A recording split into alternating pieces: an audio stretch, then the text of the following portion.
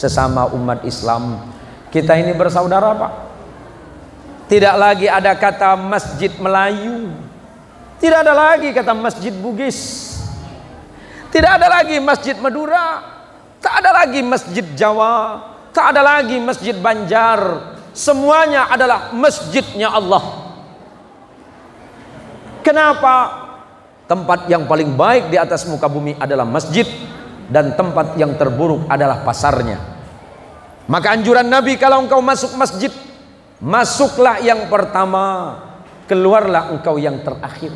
Kita semuanya bersaudara, apapun latar belakangnya, yang penting sama-sama asyhadu an la ilaha illallah wa asyhadu anna Muhammad Rasulullah. Dia adalah saudaramu, sebab Allah mengatakan innamal mu'minuna ikhwatun fa aslihu baina akhawaykum. Sesama orang beriman adalah saudara. Mau Madura, Jawa, Sunda, Melayu, Bugis, Banjar, Dayak dan seterusnya, selagi dia bersyahadah, dia adalah saudaramu. Jangan engkau saling membelakangi, kata Allah, tapi harus saling berbuat baik.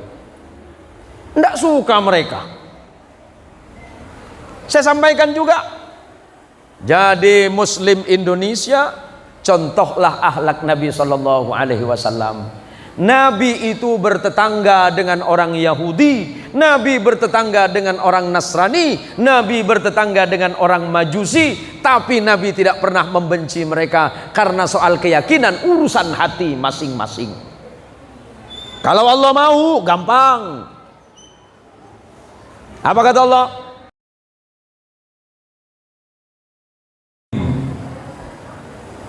Assalamualaikum warahmatullahi wabarakatuh.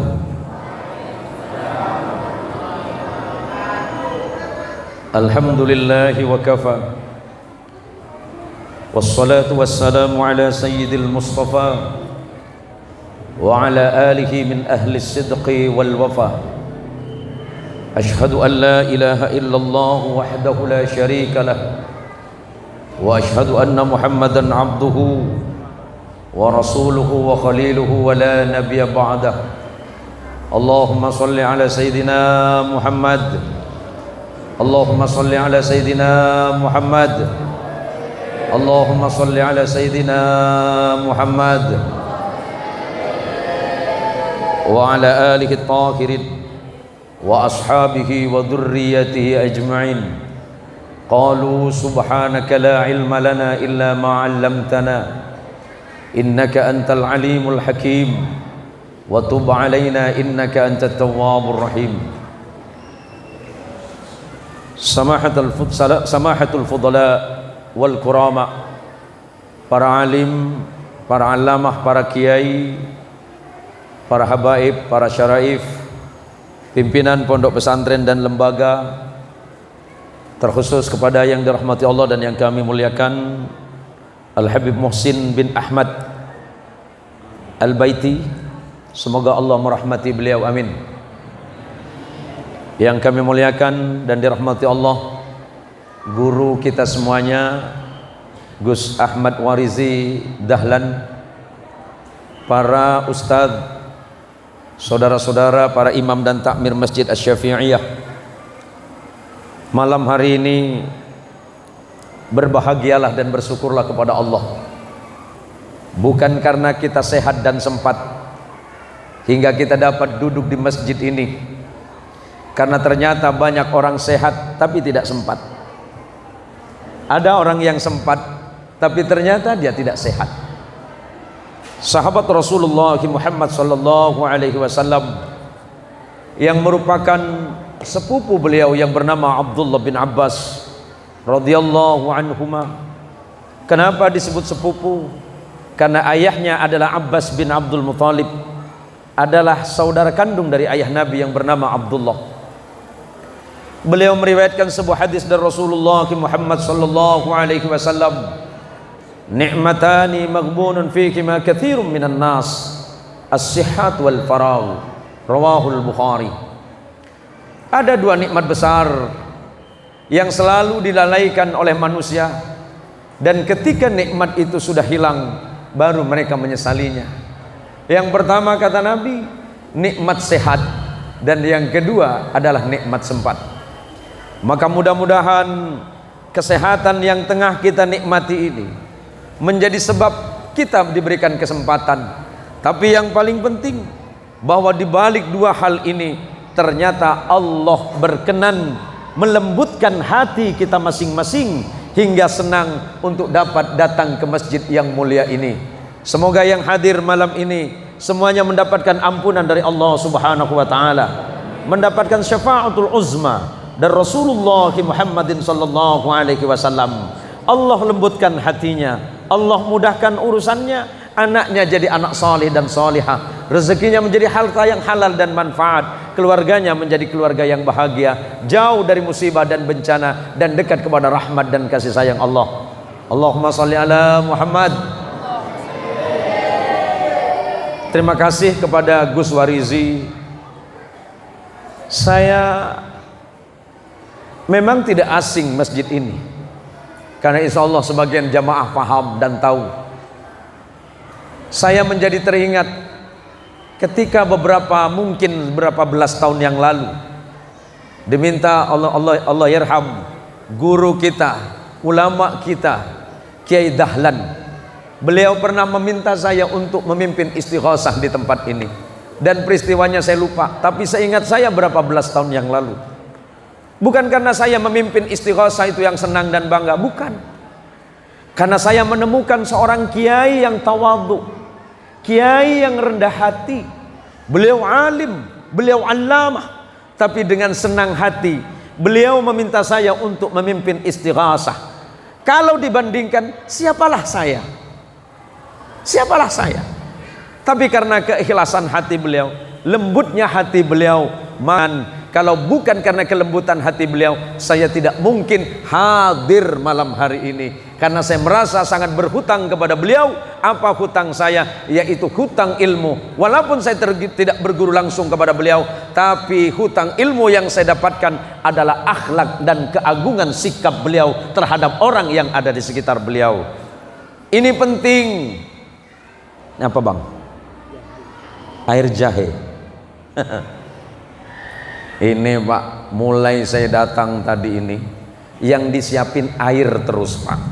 Tadi air, sekarang air. Ini kiainya pulang-pulang nanti masuk angin kayaknya ini. Terima kasih pak. Saya mohon maaf Kiai Warizi, Habib Mohsin. Malam ini memang suara saya sudah habis, Ustadz Hamid. Suara saya habis karena memang atas izin Allah dalam 1 bulan ini saya keliling beberapa daerah di Kalimantan Barat pak.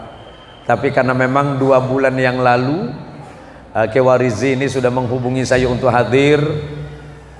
Saya sampaikan sama beliau, Pak Kiai, kalau saya sehat, tidak ada halangan dan jadwal tidak berbarengan, insya Allah saya datang, insya Allah saya hadir. Karena abahnya panjenengan itu adalah anutan saya, qudwah, panutan. Dan putra beliau, abang panjenengan itu, Kiai Darwis itu sahabat baik saya. Semoga Allah merahmati beliau berdua di alam kuburnya. Al-Fatihah. A'udzu billahi minasyaitonir rajim. Bismillahirrahmanirrahim. Alhamdulillahirabbil alamin. Ar-Rahmanir Rahim. Maliki yaumiddin. Iyyaka na'budu wa iyyaka nasta'in. Ihdinas siratal mustaqim. Siratal ladzina an'amta 'alaihim ghairil maghdubi 'alaihim waladdallin. Kenapa beliau itu berhati lembut? Kenapa hati beliau berdua itu lapang? Saya teringat kepada ucapan seorang ulama besar, ulama hadis yang wafat beberapa tahun yang lalu, As-Sayyid Muhammad bin Alawi bin Abbas Al-Maliki Al-Hasani Al-Makki. Beliau pernah menyatakan, al-alimu la buddah ayyattasi'a sadruhu. Orang alim itu tidak boleh tidak, harus lapang dadanya. Maka para kiai, terkhusus kepada sahabat saya Kiai Warizi, Walaupun beliau masih muda, Pak, jangan dilihat karena mudanya. Karena ponakan misalnya, wah itu kan kewarisikan keponakan saya. Iya, secara nasab. Nasabnya sama, nasibnya beda. Kewarisi walaupun masih muda, guru jenengan. Kenapa ini saya sampaikan khususnya para santri? Rata-rata insya Allah santrinya kayak dahlan ini. Para murid, mau sealim apapun kita hari ini, mau sepintar apapun kita hari ini, mau sehebat apapun kita hari ini, ingat bahwa ilmu yang ada di dada kita ini tidak serta-merta Allah turunkan kepada kita. Kalau bukan karena sebab dan wasilah dari guru-guru mulia kita, entah itu guru alif, ba, ta, tha, jim dan seterusnya, entah guru dan kiai kita di pesantren, entah guru kita di madrasah, jangan sampai santri itu kehilangan adab, jangan sampai santri kehilangan akhlak. Kita belajar kepada Imam Abdullah bin Mubarak yang dikenal dengan Ibnul Mubarak. Ibnul Mubarak itu ulama hadis, Ibnul Mubarak itu ulama fikih. Apa kata beliau?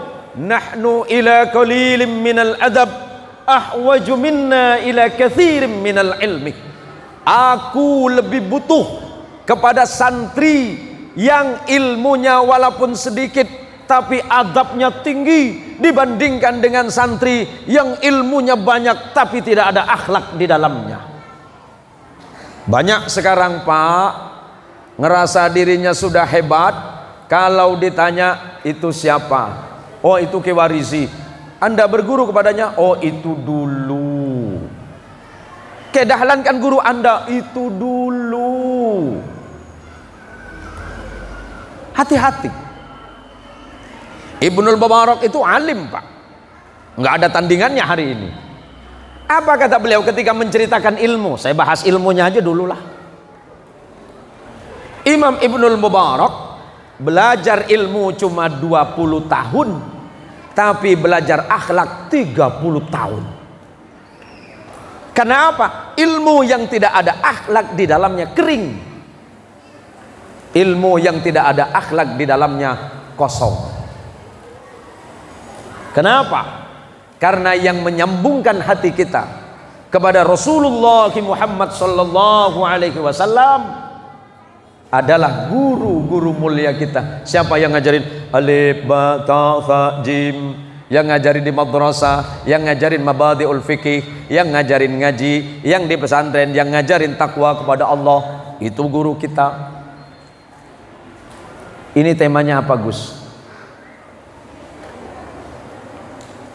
Wah, ini tulisannya rada kecil ini. Ini kok nggak kebaca ini. Melalui Isra Mi'raj, mari kita makmurkan sholat fardu berjamaah. Pak, Bu, Bu, sholat berat nggak, Bu? Hah? Pak, sholat berat, Pak? Berat nggak? Berat. Sholat itu berat karena Allah memerintahkan Rasulullah Sallallahu Alaihi Wasallam dalam Quran, dalam surat Taha. Buka insyaallah mungkin ayat 14 dan 15. Bismillahirrahmanirrahim. Wa'mur ahlaka bis-shalah wastabir 'alaiha. Khitabnya apa? Ya Muhammad, perintahkan keluargamu sholat. Sebenarnya ayat ini tujuannya kita, Pak, karena tidak mungkin keluarga Rasulullah Sallallahu Alaihi Wasallam meninggalkan sholat. Silakan buka dalam tafsir Tabari. Kata Imam Tabari, ayat ini untuk kita, bukan untuk Rasulullah, karena tidak mungkin keturunan Rasulullah itu meninggalkan sholat. Wastabir 'alaiha, dan bersabarlah atas sholat. Berarti sholat itu harus didasari dengan rasa sabar. Ini kan ada Habib Muhsin Pak, namanya sama Pak. Beliau Habib Muhsin bin Ahmad, kalau saya ini Zen Muhsin.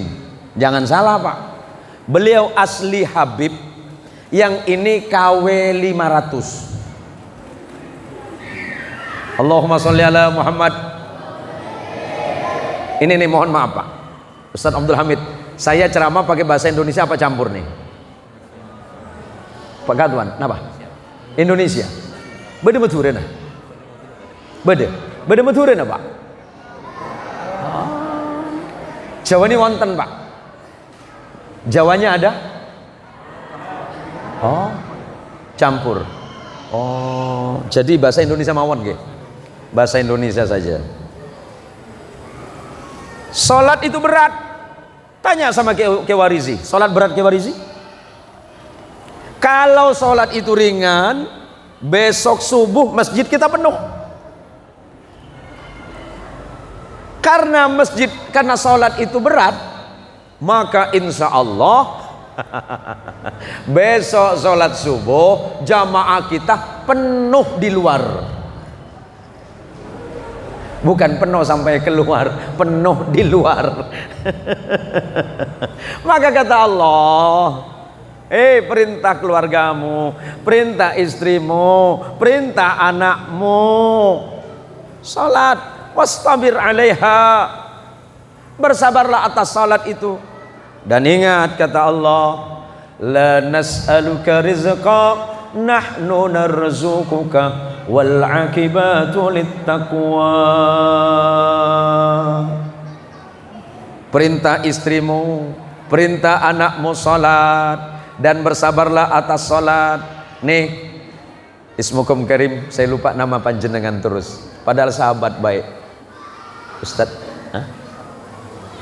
Ustadz Ahmad Juhri. Ustadz Ahmad Juhri kan dalam jenengan kan dekat masjid nggih. Rumah sampean kan dekat masjid. Sebelah mana, Pak? Rumah dekat masjid, dekat sini. Oh, belakang pesantren.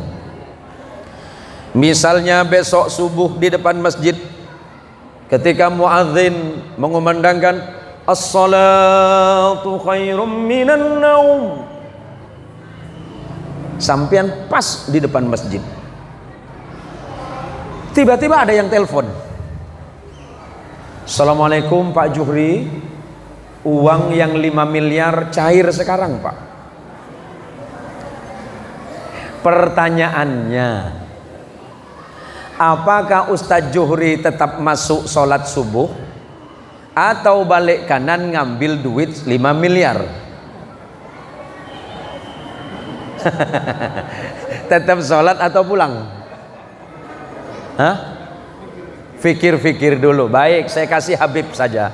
Beb, kalau jenengan kerso, kalau panjenengan sepakat, yang 10 miliar ini Habib, saya kasih sekarang Tuan Habib.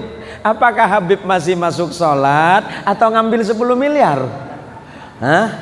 Yakin? Ini 10 miliar loh Beb.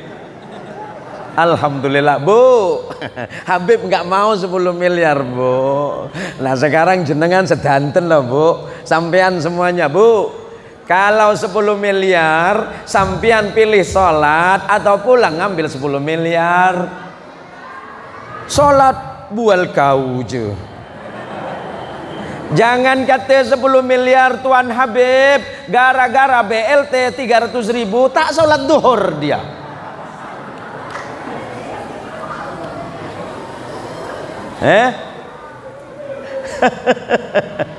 Sholat pani keberek teretan. Nah biar paham Pak ya, wong Jawa Timuran ini biar paham gitu. Sholat pani keberek, tinggi Kak Tuan, berek. Coba kita sholat berapa menit? Sholat berapa menit? 5 menit terasa lama. Tapi kalau duduk di Aming berapa jam? Duduk di warung Aming berapa jam? Tak balik-balik. Itu laki awak. Nih. Manusia itu kecenderungannya baru yakin dan percaya kepada Allah itu kalau dilihat. Maka kata Allah, la nas'aluka rizqa, aku tidak pernah meminta rezeki kepada kalian, nahnu narzukuka, kami yang menjamin rezeki kalian. Kenapa kalian tidak mempercayai itu? Kata Allah, wal akibatu lil taqwa, dan balasan bagi orang-orang yang bertakwa adalah kebaikan. Kalau salat kita baik, hidup kita akan baik, karena salat kita adalah hubungan pribadi kita kepada Allah. Perbaiki hubunganmu dengan Allah, maka Allah akan memperbaiki semuanya. Kalau engkau punya masalah, kata Allah, jangan minta tolong kepada yang lain, tapi minta tolong kepada dua perkara. Wasta'inu bis-sabri was-salah, wa innaha lakabiratun illa 'alal khashi'in. Jamaah Parit Adam, jamaah Masjid Asy-Syafi'iyah, masjid kita ini luar biasa megah.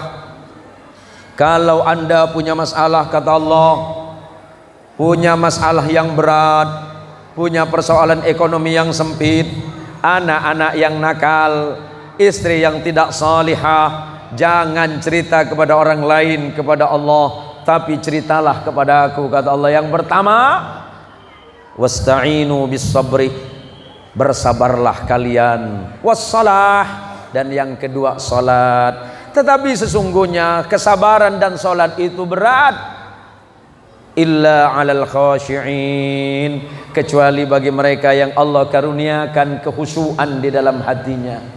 Siapa orang yang khusyuk? Alladzina yadhunnuna annakum mulaqu rabbihim wa annakum ilaihi raji'un.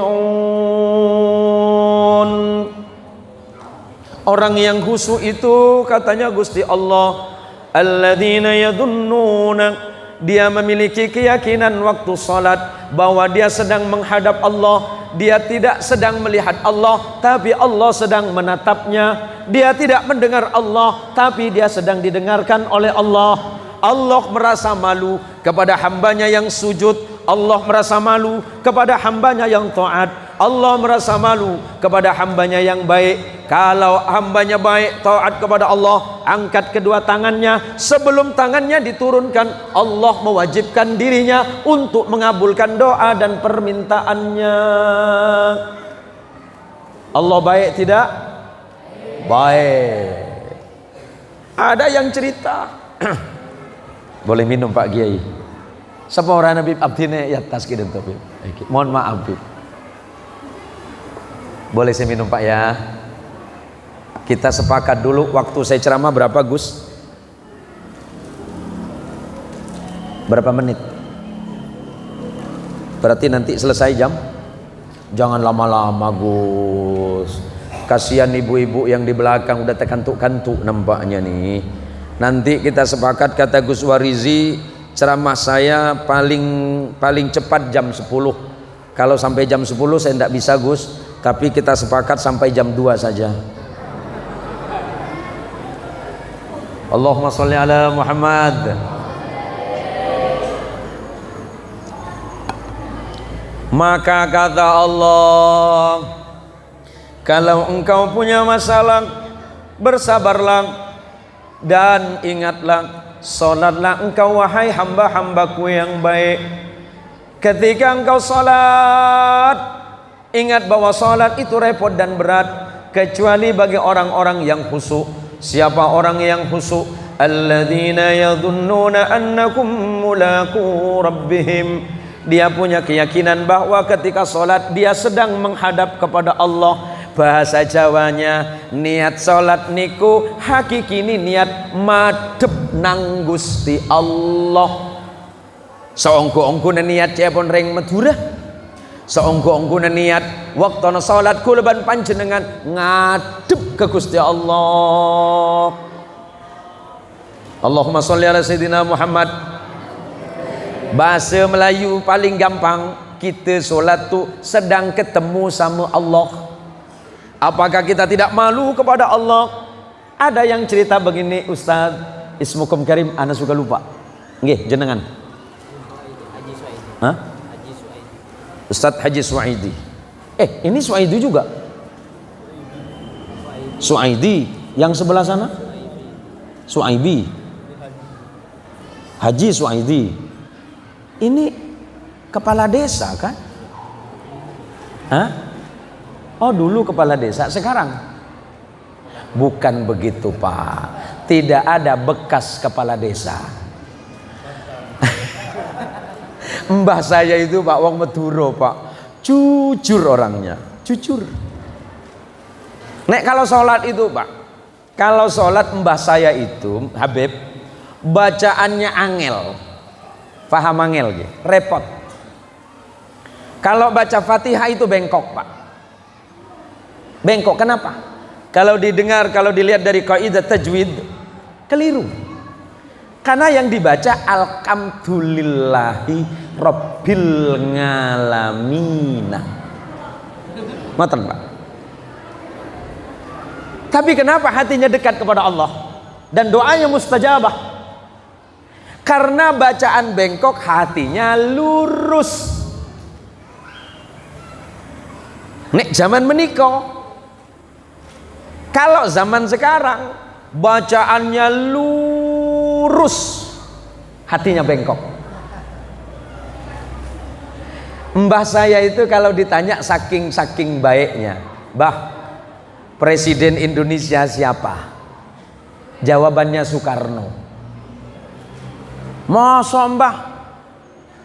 Tahun 80 niki Mbah, presidennya Soeharto? Mboten.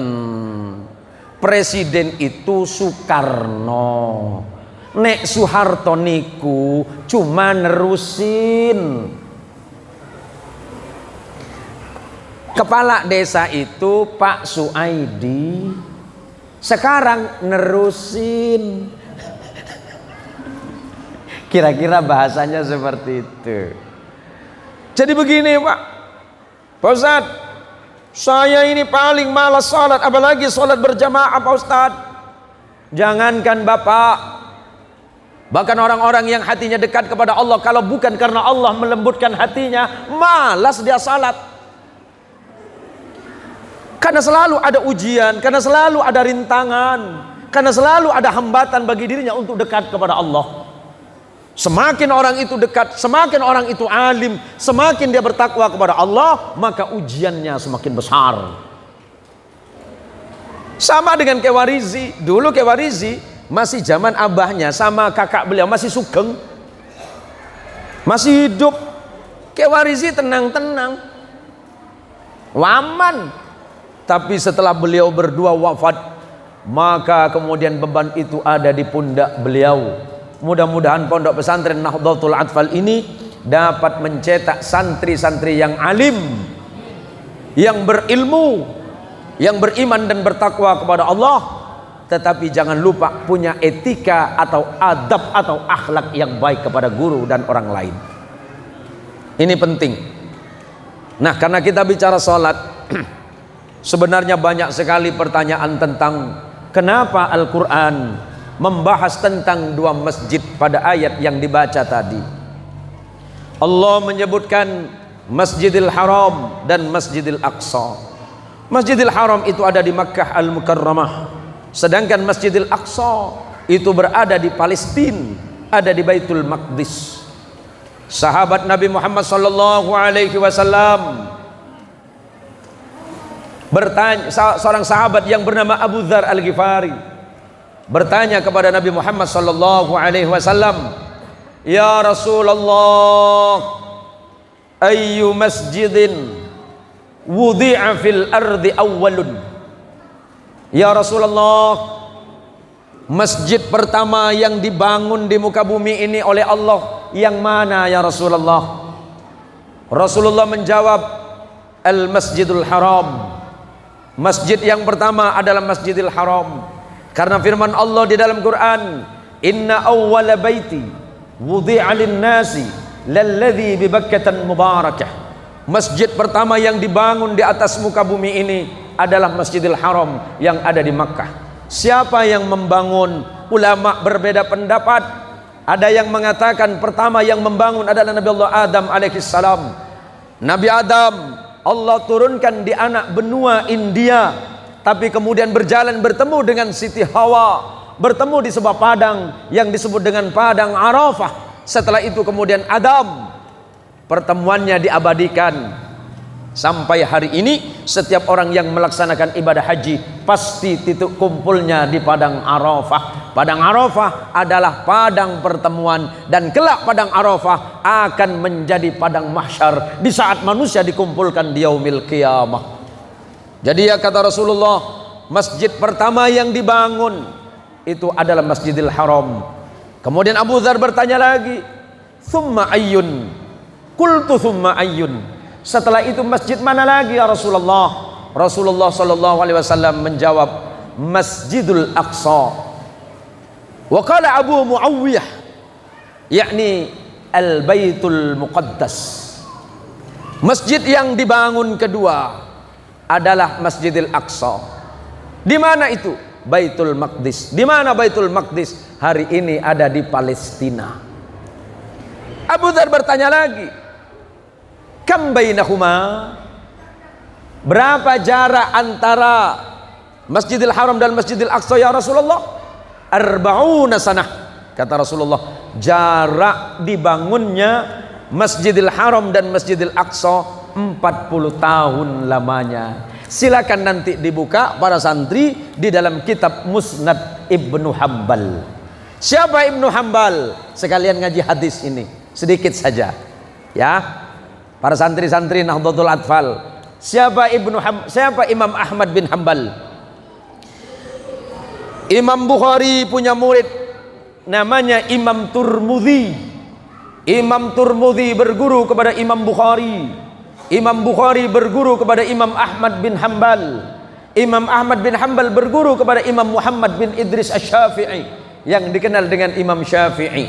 Imam Syafi'i berguru kepada gurunya yang bernama Imam Malik bin Anas. Imam Malik bin Anas, penulis kitab Muwatta, pendiri madhab Maliki, berguru kepada Waqi', berguru kepada Nafi'. Nafi' itu tabi'in. Nafi' berguru kepada sahabat Rasulullah yang bernama Abdullah bin Umar. Abdullah bin Umar berguru langsung kepada Rasulullah Muhammad sallallahu alaihi wasallam. Jadi singkatnya apa? Imam Ahmad bin Hanbal adalah salah satu imam hadis, ahli hadis yang terbaik karena hafalannya kurang lebih 1 juta hadis yang beliau hafalkan. Dan beliau punya murid yang dikenal Amirul Mukminin fi ilmil hadis. Amirul Mukminin di bidang ilmu hadis, dan murid beliau adalah Imam Bukhari. Sementara Imam Bukhari bukan lahir di Makkah. Imam Bukhari lahir di Bukhara. Bukhara itu hari ini ada di sekitar Rusia, tepatnya di negara Uzbekistan. Ini sekalian belajar ilmu hadis. Maka kalau bapak ibu datang ke Makkah, datang ke tanah Arab, biasanya senang nasi Bukhari. Berarti nasi Bukhari itu bukan nasi Arab, tapi nasi Bukhari itu berasal dari negaranya Imam Bukhari, tepatnya di Uzbekistan. Ada yang tahu nasi Bukhari dikirainnya itu nasinya orang Arab, padahal itu dari negaranya Imam Bukhari. Imam Bukhari kita tak tahu, tapi nasinya kita tahu. Ini untuk pelajaran anak-anak. Sebentar Pak, saya jelasin sejarah. Sebentar Pak ya. Ini untuk santri, ini untuk santri. Sekalian sampean belajar ilmu tarikh. Ustaz, kenapa di dalam Quran menjelaskan 2 masjid? Begini nak, Nabi Ibrahim tahu semuanya. Nabi Ibrahim tahu? Para santri saya tanya, tahu Nabi Ibrahim? Baik. Berapa anak Nabi Ibrahim? Tak tahu kapi. Mulai kelupain. Gini Pak, saya jelasin singkat saja. Karena memang waktu kita tak lama. Sekalian ilmu ini Pak. Nabi Ibrahim bukan orang Arab. Nabi Ibrahim itu berasal dari Irak. Irak itu dulu namanya Babilonia, kemudian dikenal dengan Mesopotamia. Nabi Ibrahim menikah dengan perempuan Mesir yang bernama Sarah. Setelah itu menikah dengan perempuan Palestina bangsa Arab yang bernama Hajar. Dari Hajar yang berbangsa Arab lahir seorang anak laki-laki yang bernama Ismail. Dari Ismail lahir seorang anak yang bernama Haidar. Dari Haidar turun kepada Muqawwam. Tapi dari Nabi Ismail tidak punya keturunan yang menjadi nabi selain Nabi kita Muhammad sallallahu alaihi wasallam. Nih sejarah untuk anak-anak.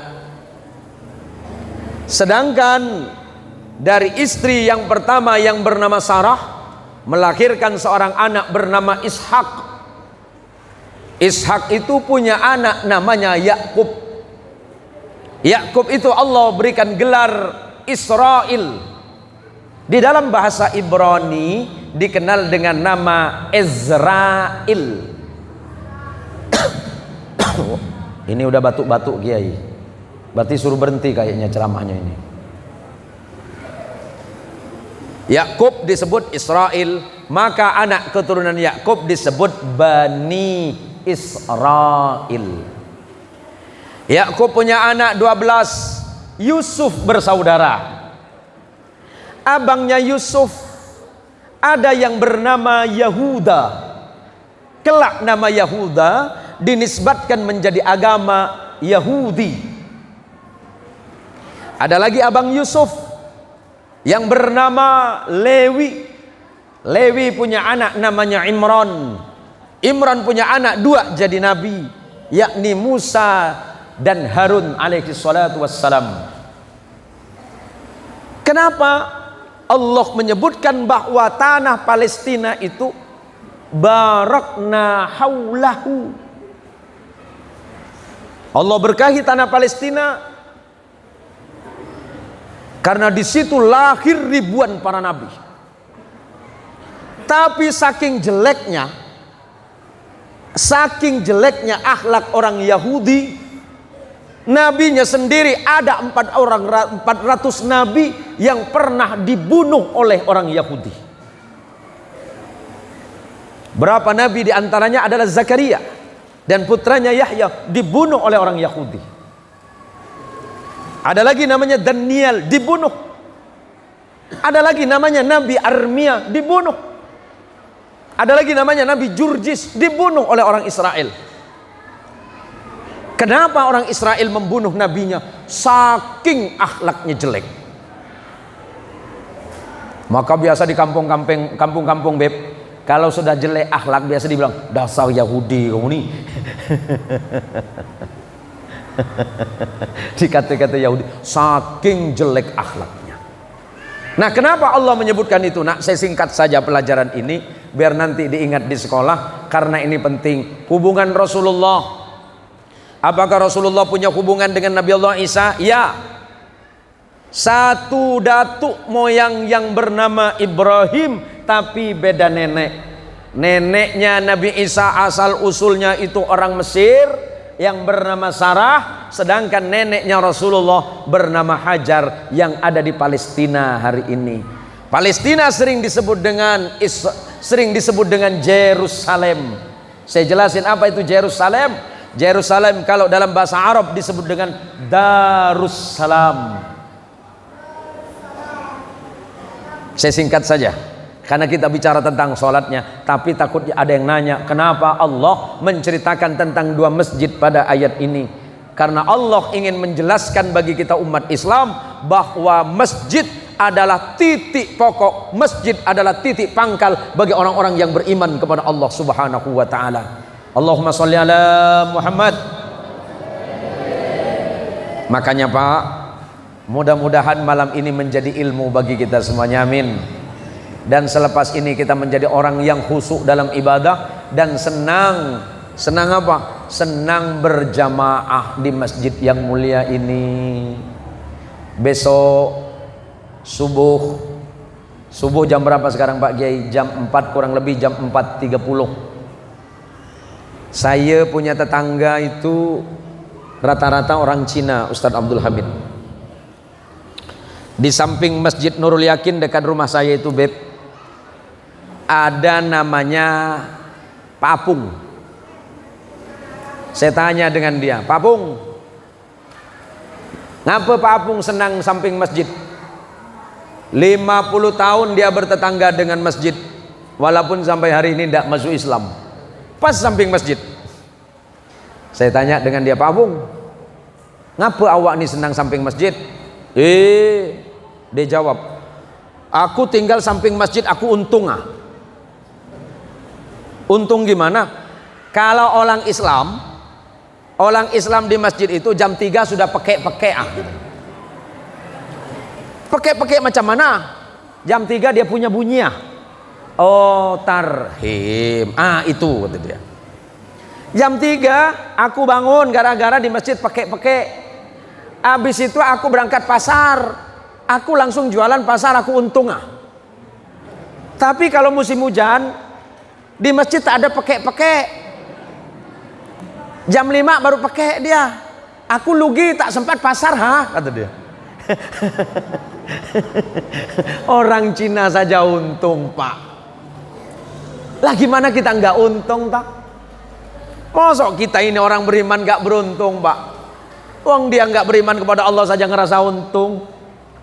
Maka berbahagialah orang yang hatinya dekat kepada Allah. Apa yang dekat hatinya kepada Allah? Walaupun rumahnya jauh, di perumahan dalam, yang sebelah sini masuk ke kampung, jam 3:30, jam 4 sudah di masjid. Ada kesadaran dalam hatinya, ya Allah, Engkau maha baik ya Allah, karena Engkau baik aku sehat ya Allah, aku bangun subuh ini berangkat ke masjid. Tapi belum tentu rumah yang di samping masjid dia orang pertama yang masuk masjid. Betul, Pak? Betul? Betul. Belum tentu yang rumahnya depan masjid dia yang duluan masuk masjid. Karena apa? Ini masalah hati, Pak. Kalau hatinya orang itu sudah baik, hatinya sudah bagus, Allah lembutkan hatinya, apapun yang diberikan oleh Allah kepadanya jadi kebaikan. Maka mari kita, karena ini sudah menjelang akhir bulan Rajab, sebentar lagi kita masuk Sya'ban, lepas Sya'ban kita masuk Ramadan. Allahumma barik lana fi Rajab wa Sya'ban wa ballighna Ramadan.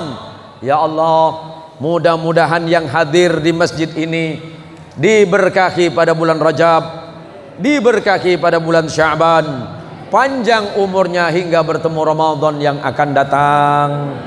Persiapkan iman, persiapkan ibadah, persiapkan amal salih untuk bertemu dengan Ramadan yang akan datang. Saya sangat senang. Mohon maaf, Pak, ini suara saya kedengar nggak, Pak? Ini kayak suaranya kurang anu ini, agak menggema suaranya ya. Coba turunkan ehonya sedikit, Bang operator. Ehonya turunkan sedikit, Bang. Udah? Yang punya sound siapa ini? Yang punya sound siapa? Waluyo. Bayar apa gratis, Pak? Gratis.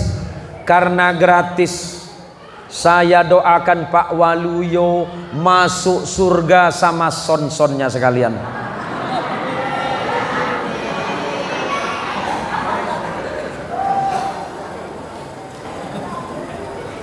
Tapi ingat Pak Waluyo, nanti kalau jenengan masuk swarga sama sonnya, tolong jangan panggil kami.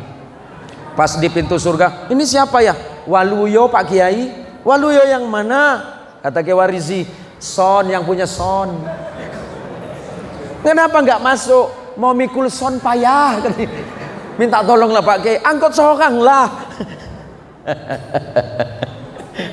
Walaupun hadis ini tidak tepat, tapi saya ingat Pak Waluyo, Gusti Rasulullah sampun ngendikan niku lho, bahwa yuhsyarul mar'u ma'aman ahab, bahwa seseorang itu kelak di surga dikumpulin sama yang dicintai. Kalau Pak Waluyo itu senang son, berarti nanti masuk surga sama son.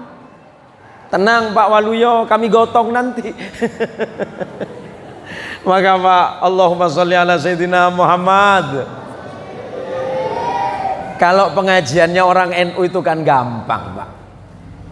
Ini kan insya Allah rata-rata ini jamaah NU sedanten nih kalau Pak. Kalau orang NU itu bicara tentang apapun tuh gampang, Pak.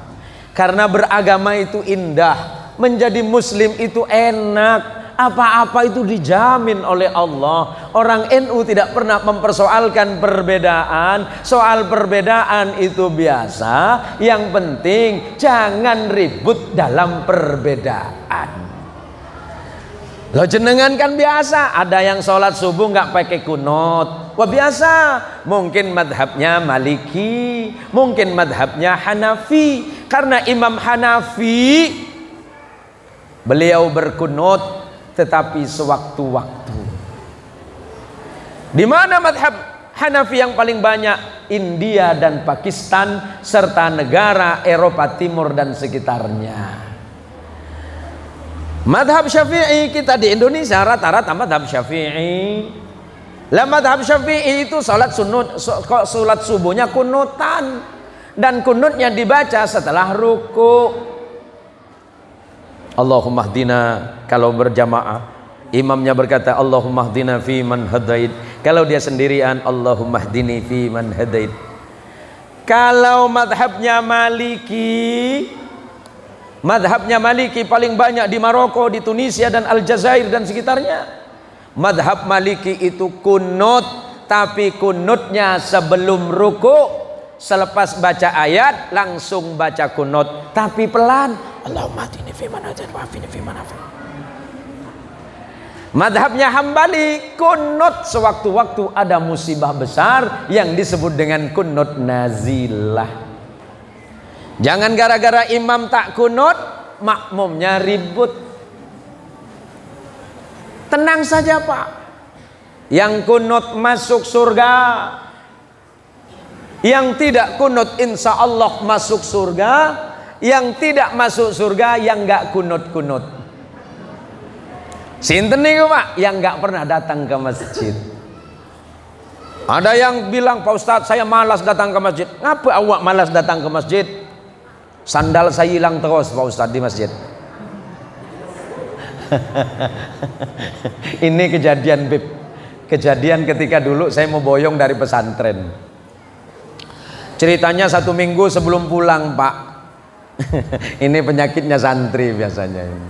Penyakitnya santri itu kan pasti sandal. Jadi 1 minggu sebelum pulang dari pesantren, ceritanya saya beli sandal baru Habib. Mau dibawa pulang. Saya lupa kalau saya masih di pondok.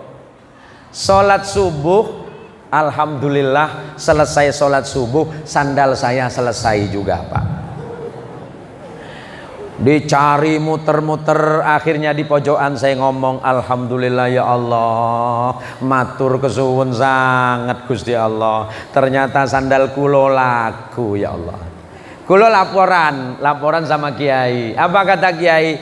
Cung, berapa harga sandalmu? Murah Kiai, cuma 100.000. Ya udah, beli lagi yang 150.000.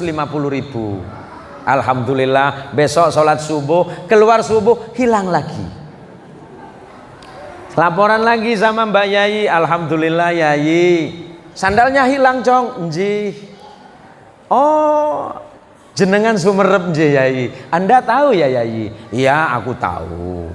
Beli yang baru lagi ya.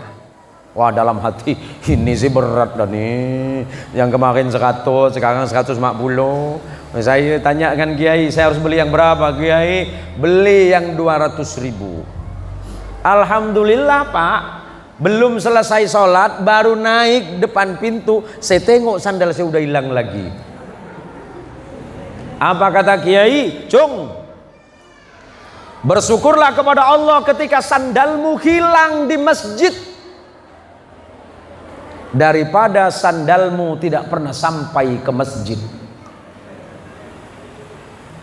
Paham Pak? Ngoten apa? Kalau sandale jenengan itu hilang di masjid, mestine jenengan syukur. Mun sampean sandale elang masjid, mestine sampean matur sekelangkung ya Allah, sandal kula elang masjid, kemun elang pole manter poto ngasokon ya Allah. Kok doanya ngancam gitu toh Pak Allahumma sholli ala Sayyidina Muhammad. Para imam masjid yang dirahmati Allah, Allah memberikan kepercayaan kepada Anda semuanya untuk memimpin jamaah, dan itu tidak mudah. Ketika Anda dipercaya oleh Allah memimpin jamaah di masjid, mudah-mudahan Anda menjadi imam yang adil ketika memimpin jamaah. Memang keinginan jamaah selalu beda-beda, Pak. Kadang imamnya sudah pelan, dibilangnya terlalu pelan. Saya ini ibu kalau sholat mending yang cepat apa yang lambat? Sholat yang lambat apa yang cepat? Kalau ibu mau sholat yang cepat, nanti awal Ramadan main-mainlah ke kampung saya. Kecepatannya seperti Valentino Rossi. Pas di tikungan kecepatan 360 km per jam. Kalau imam seperti saya ini ke Warizi, insya Allah Habib paham nggih, Beb? Beliau juga imam di kampung saya, Bu, di Siantan. Bukan jelekin orang Siantan, tapi kalau orang Siantan sholatnya rodo lama, imamnya nggak laku. Makanya setiap Ramadan saya imam cuma 2 hari, Tuan Habib, di Parit Pangeran. Karena hari yang ketiga ibu-ibu ngutuk-ngutuk. Ya Allah, yang jadi imam siapa malam ini? Ustadz Zain Mohsin, tak usah datang. Ngapa pula? Sholat dia punya medam. Saya kalau jadi imam takbir memang agak panjang, memang sengaja kan saya. Allahu Akbar. Ibu yang di belakang colek, balik. Ngapa balik? Ustadz Jen. Ngapa pula Ustadz Jen? Bengkak kaki kau. Maka kalau nanti di akhir Ramadan, biasanya saya imam di Jawa Tengah, Bib, di Solotigo teng Jawa Tengah, Pak. Biasanya Salatiga, Jogja sama Semarang. Ya kalau sholat di sana kan anteng, Gus. Jadi bacanya tartil, alhamdulillahi rabbil alamin, atau alhamdulillahi rabbil alamin, atau alhamdulillahi rabbil alamin, ar-rahmanir rahim, maliki yaumiddin. Anteng di sana, Pak. Kalau Siantan ya, Beb, ya. Habib paham. Di sana itu, Bu. Di sana itu makmum belum selesai ruku, belum selesai sujud, makmum belum selesai sujud, imam sudah waladhdallin di atas. Normal awalnya, Allahu Akbar. Pas bagian Fatihah, alhamdulillahirobbilalamin, amin. Ya Allah, Pak. Mbok ya sekali-sekali sholat niku sing tumak nina toh, Pak. Tumak nina itu paling cepat itu seukuran kalimat subhanallah. Lah kita ini kan sedang ngadep Allah, kok terburu-buru mau kemana? Tapi juga jadi imam jangan terlalu lama, kasihan jamaahnya. Lihat dulu, maka kata Rasulullah SAW, kalau engkau sholat bersama orang lain, jadilah engkau imam yang adil. Lihat siapa makmummu, apakah makmummu orang tua semua, apakah anak muda semuanya, apakah orang muqimin atau orang yang dalam perjalanan. Dari situlah engkau tentukan seberapa cepat sholatmu. Ini kurang cepat, jamaahnya colek, Pak Ustadz. Kalau bisa subuh ini wadduha bagi 4 gitu deh. Masya Allah, Gusti Allah. Orang kita sholat itu menghadap Gusti Allah, toh, Pak. Kita itu membutuhkan Allah. Allah tidak pernah butuh siapapun. Sholat nggak sholat bagi Allah nggak masalah. Mau sujud nggak sujud, Allah nggak persoalan. Tapi yang menjadi persoalan itu bagi kita, in ahsantum ahsantum wa in asaqtum falaha. Kalau engkau baik, kata Allah, aku balas dengan baik. Tapi kalau engkau buruk, aku balas dengan keburukan, kata Allah. Hati-hati. Hati-hati dengan hidup kita ini. Mumpung Allah berikan kesempatan, mumpung Allah berikan kesehatan, yuk sempatkan waktu untuk sholat. Bukan sholat di saat sempat. Sebelum berangkat ke pasar, dengarkan sholat, dengarkan adzan. Kalau tidak bisa bersama imam, mungkin bisa secepatnya, mungkin makmum masbuk. Kalau memang tidak segera datang ke masjid, ketinggalan, ada istri di rumah, kita bisa sholat berjamaah bersama istri. Bedanya orang yang sholat berjamaah dengan sendirian, kata Nabi, orang yang sholat sendirian pahalanya cuma 1, yang sholat berjamaah 27, apalagi sholat berjamaah di masjid. Imam Nawawi dalam kitab Riyadhus Shalihin menyebutkan pahalanya dikali 25 lagi. Sholat sendirian belum tentu diterima oleh Allah, tetapi sholat berjamaah pasti diterima oleh Allah. Kenapa? Karena saling melengkapi. Maka ketika imam akan berdiri, ketika imam berdiri di depan makmum, lihat ke belakang, aqimu sufufakum, atau istawu wa tarasu, atau sawu sufufakum fa inna taswiyatas sufufi min iqamatis shalah. Walaupun di kampung biasa kita dengar kalimat as-salatu jami'ah rahimakumullah, hadisnya memang ada, tetapi hadis ini berkaitan tentang sholat sunnah. Tetapi tidak apa-apa dipakai untuk sholat fardu, karena ulama madhab Syafi'i mengatakan tidak persoalan, karena perintah ini mengacu kepada perintah Rasulullah yang mengajak umat Islam untuk sholat berjamaah. Paham Pak? Kalau sholat berjamaah pahala 27, apalagi sholat berjamaah di masjid dikali lagi 25. Tapi kalau sholat sendirian belum tentu diterima oleh Allah. Oleh karenanya para jamaah di majlis yang berbahagia, di majlis ilmu yang sangat barokah ini, mudah-mudahan kita termasuk yang disebutkan oleh Rasulullah Muhammad sallallahu alaihi wasallam dari sahabat Anas bin Malik radhiyallahu anin Nabi sallallahu alaihi wasallam fima yarwihi an rabbih azza wa jalla. Rasulullah menyampaikan sebuah hadis qudsi yang beliau terima dari Allah langsung. Apa kata Allah? Idza taqarrabal abdu ilayya sibran, kalau ada hambaku yang dekat kepadaku dengan ukuran sejengkal, mun bade ka bulan Allah semak Allah karena sekelan, taqarrabtu ilaihi dhira'an, aku dekat kepadanya dengan ukuran 1 hasta. Wa idza taqarraba ilayya dhira'an taqarrabtu minhu ba'an, maka aku lebih dekat kepadanya dengan ukuran sedepa. Wa idza atani yamsi ataituhu harwalah, kalau ada hambaku yang datang kepadaku dengan berjalan kaki, maka aku datang kepadanya dengan berlari.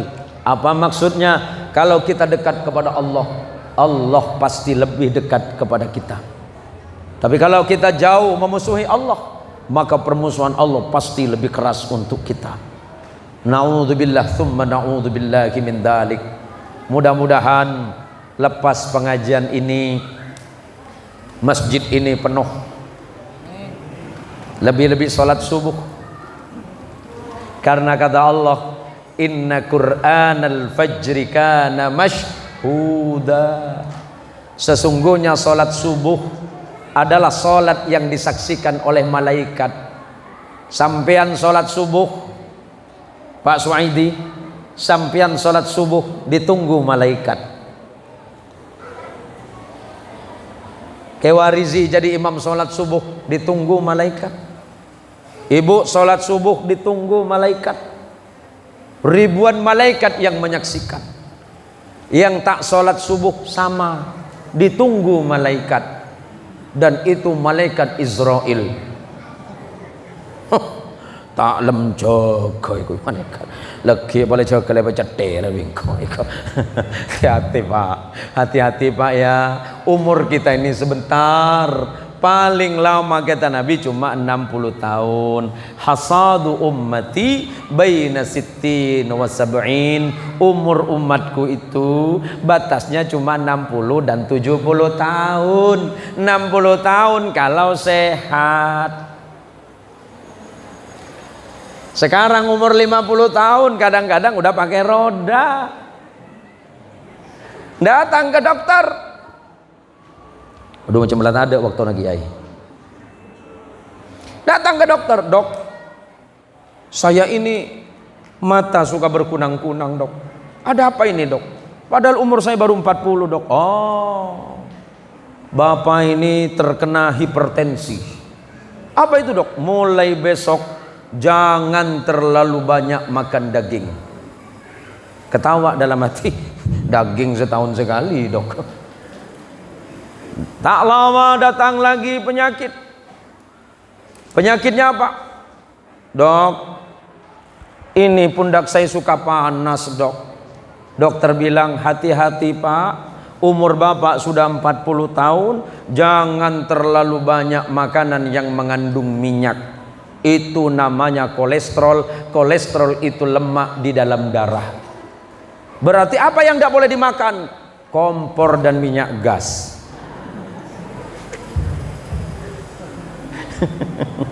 Datang lagi ke dokter, dok, kenapa persendian saya ini selalu sakit, nyeri dan panas? Pak, bapak ini terkena satu penyakit dan itu biasa disebut dengan asam urat.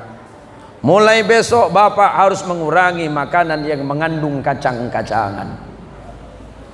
Tak lama datang lagi sama dokter, dok, kenapa badan saya selalu lemah, gampang kantuk? Dokter bilang, pak, hati-hati, bapak punya indikasi penyakit namanya diabetes mellitus, biasa dikenal dengan kencing manis. Pertanyaannya, singa dan macan itu makan daging, tapi ternyata singa dan macan tidak pernah datang ke dokter, nggak pernah kena penyakit darah tinggi dan hipertensi. Semut itu makannya gula, tapi belum ada semut itu kena penyakit kencing manis. Kenapa manusianya seperti itu? Mungkin dia lupa kepada Allah. Kulu wasrabu wala tusrifu innallaha la yuhibbul musrifin. Makanlah yang baik, yang halal, kata Allah, tapi jangan berlebih-lebihan, sebab Allah tidak suka kepada orang yang berlebih-lebihan. Ini mengajarkan kepada kita semuanya bahwa sehat itu penting, sehat itu mahal. Belajarlah kepada Rasulullah Muhammad sallallahu alaihi wasallam yang jarang sekali beliau itu hidup dengan kenyang, tetapi lebih banyak kepada lapar. Bukan Nabi tidak punya rezeki, tergantung Nabi. Rezeki itu mudah bagi Nabi, tetapi Nabi membatasi diri, khawatir itu menyebabkan dirinya lupa dan lalai kepada Allah. Allahumma sholli ala Muhammad, Allahumma sholli ala Sayyidina Muhammad.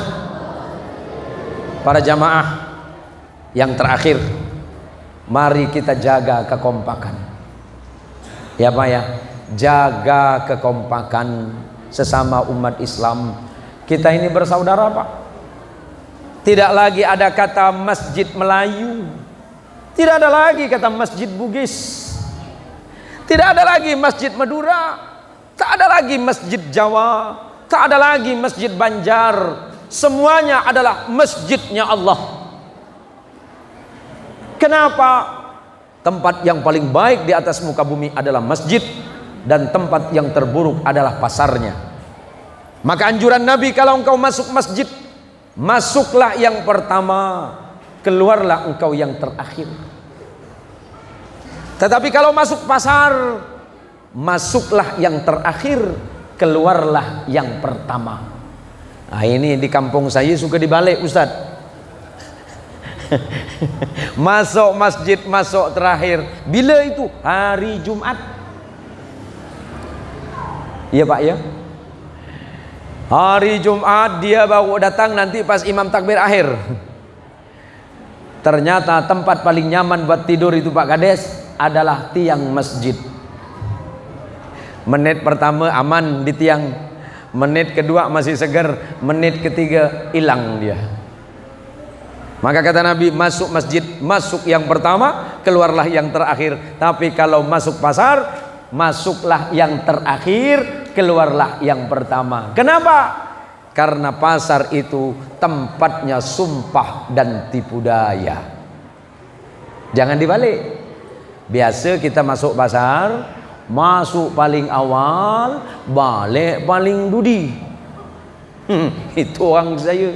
Oleh karenanya para jamaah sekalian dirahmati Allah Subhanahu wa taala, terus kepada Kiai Warizi, saya mohon maaf, saya tidak bisa agak berlama-lama Kiai, karena memang kondisi suara saya yang serak ini.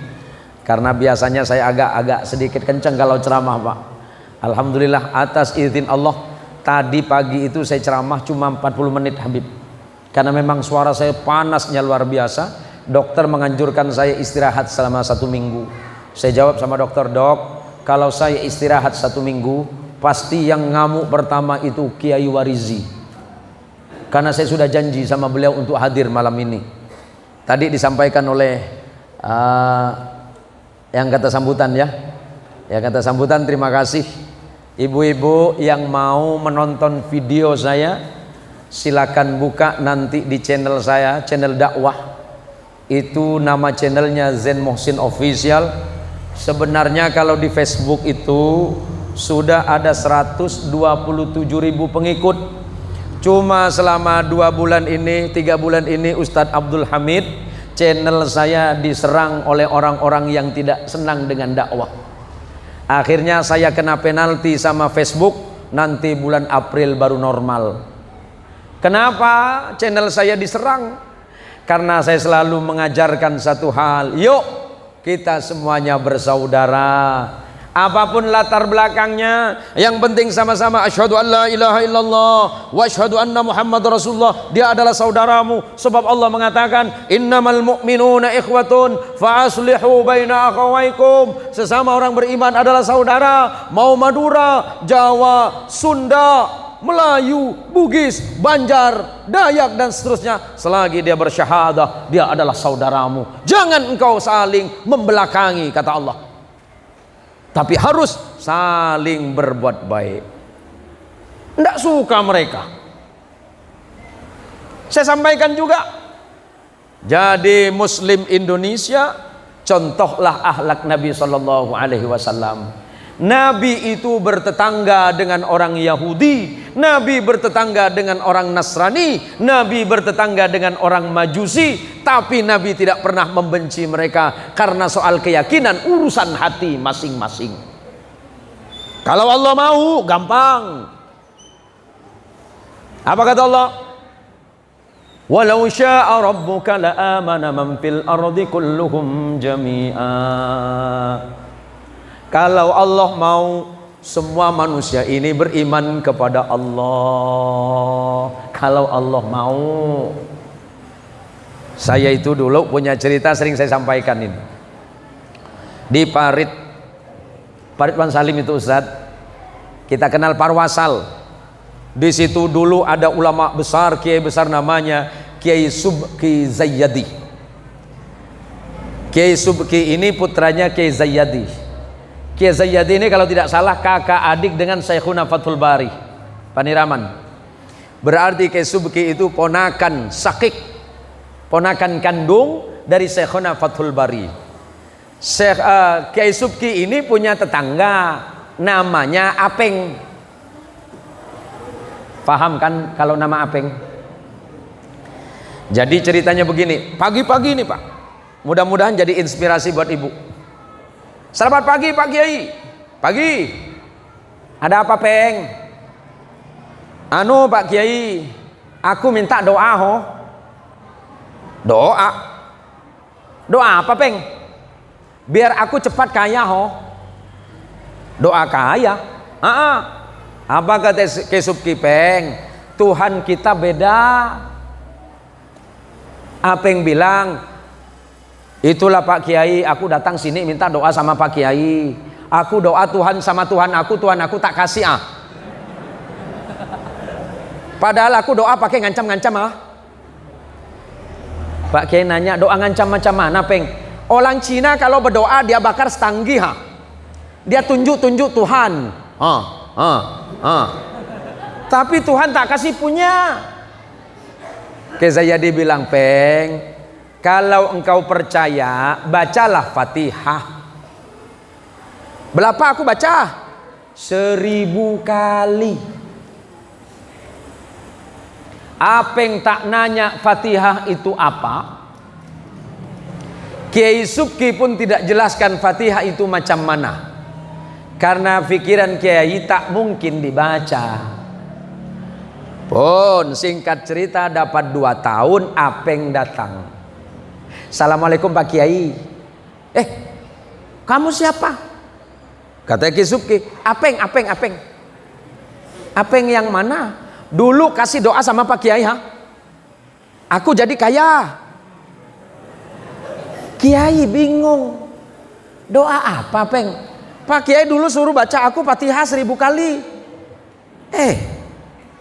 Kau baca? Aku baca, oh. Macam mana kau baca? Fatihah.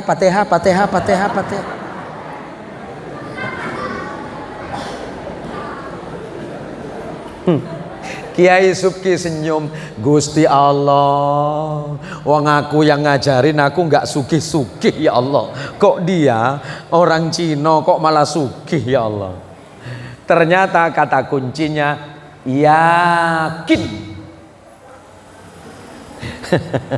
Nah kulo kali jenengan sedanten, kulo sareng panjenengan sedeja sampai apal Quran tak lem soki margane tak yakin. Aduh sampai aja minta soki pangeran. Ya Allah, jadikan aku orang kaya ya Allah. Kiai Warisi doa ya Allah, jadikan aku orang kaya. Jamaah di belakang jangan ya Allah. Lagi mana Pak? Long kita doa itu kadang-kadang hati kita itu boten nyambung saking Gusti Allah Pak.